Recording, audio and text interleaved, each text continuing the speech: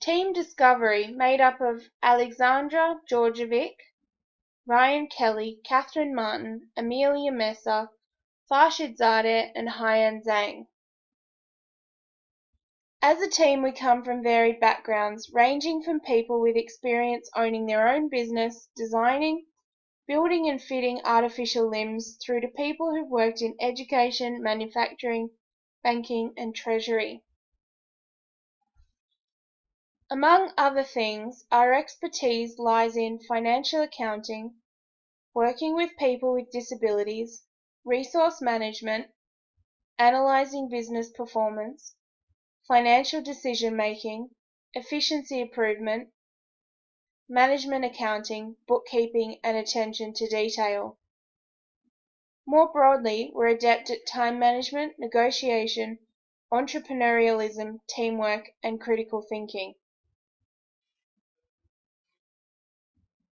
Among other things, our expertise lies in financial accounting, working with people with disabilities, resource management, analyzing business performance, financial decision-making, efficiency improvement, management accounting, bookkeeping, and attention to detail. More broadly, we're adept at time management, negotiation, entrepreneurialism, teamwork, and critical thinking.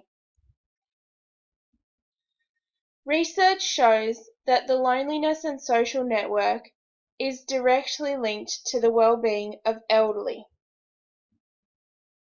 The loneliness and lack of engagement with communities could lead to depression among elderly people.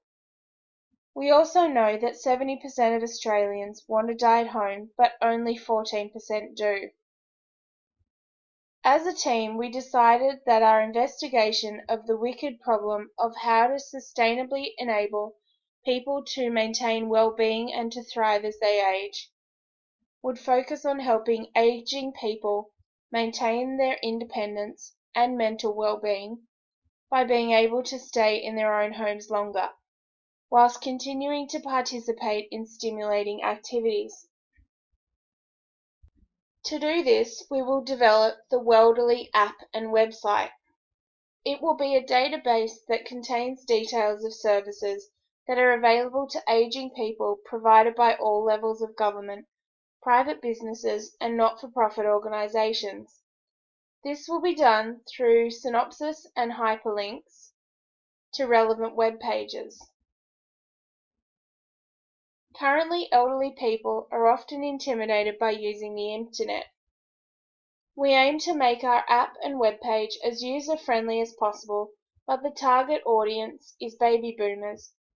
People born between 1946 and 1964 are currently researching for this information, as they are dealing with aging parents and they tend to be quite computer literate. They will also form the next generation of elderly people who will be looking for these types of services as they age. The app will be geographically based. This will allow customization for each customer, but only require content modification to part of the database. The first BMC was populated based on initial research of the wicked problem. This will be further developed and modified after peer feedback and further research.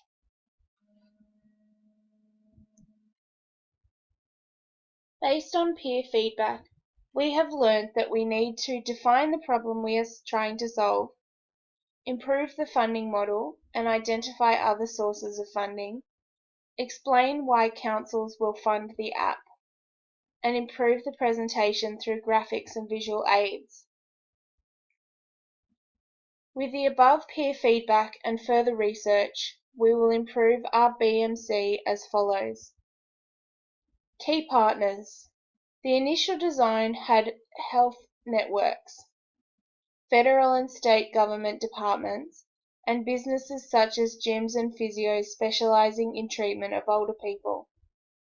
This has since been refined to remove the specific businesses but include web hosting partners, aged healthcare providers, the elderly and their families and carers. Printers and distributors were also added as we decided to have hard copies of the database. Key activities.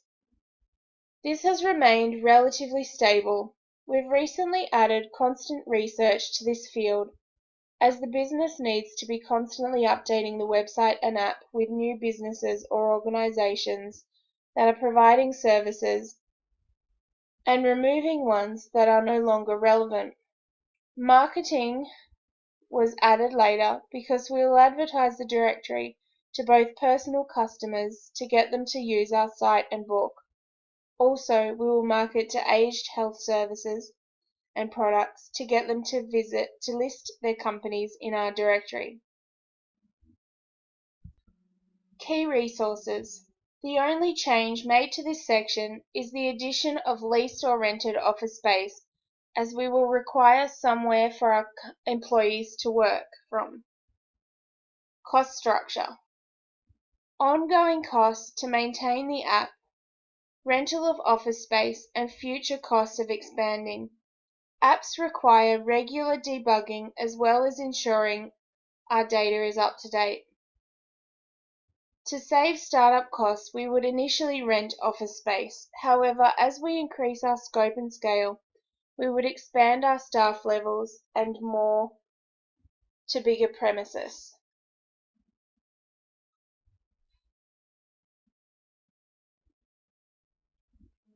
Value proposition.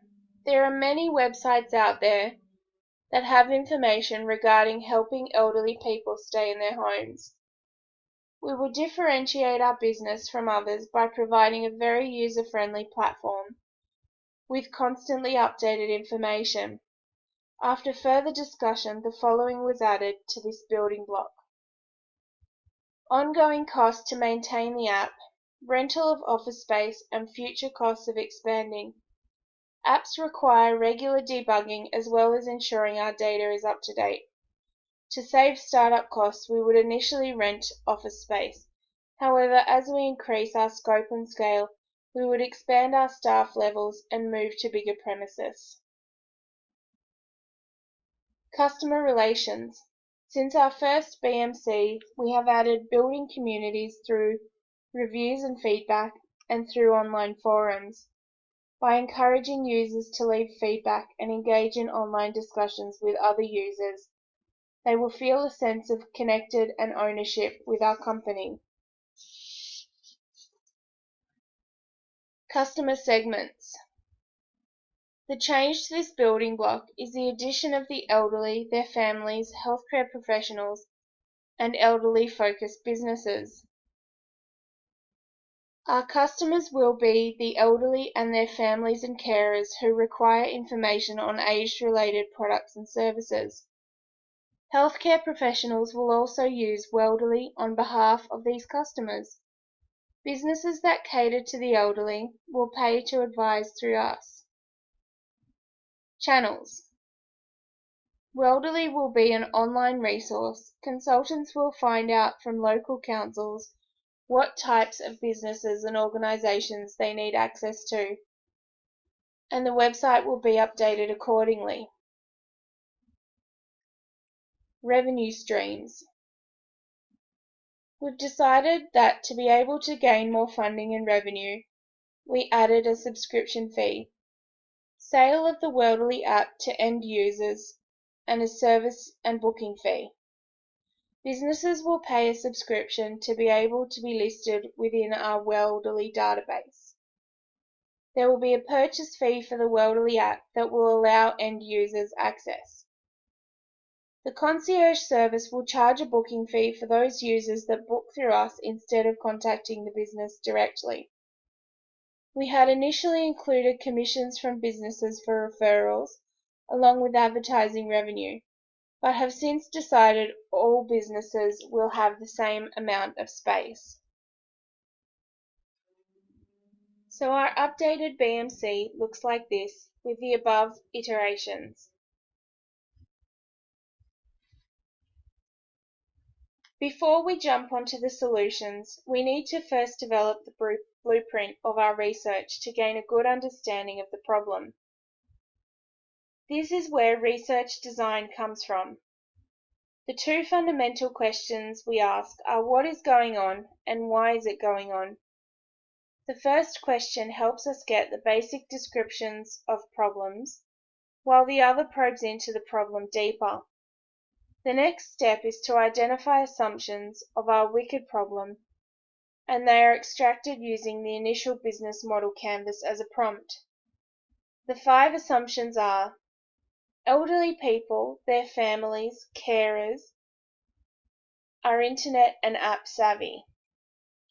There is a lack of easily accessible information regarding products and services for the elderly.